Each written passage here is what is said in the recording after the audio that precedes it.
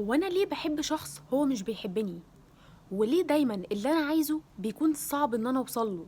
هو ليه كل ما أعوز حاجة لازم ألاقي عائق إن أنا أوصل لها، أو ألاقي صعوبة إن أنا أوصل لها؟ طب ما أوصل لها بسهولة هيحصل إيه يعني؟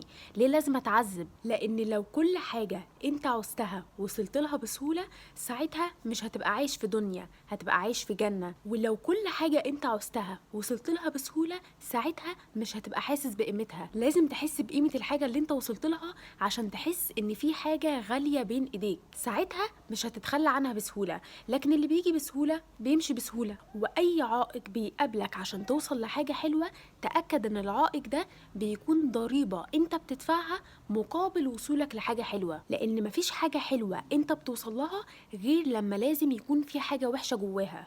فانت لازم تتنازل عن حاجة مقابل ان انت تاخد حاجة تانية، تتنازل بقى عن راحتك، تتنازل عن اي حاجة انت كنت متعود تعملها في حياتك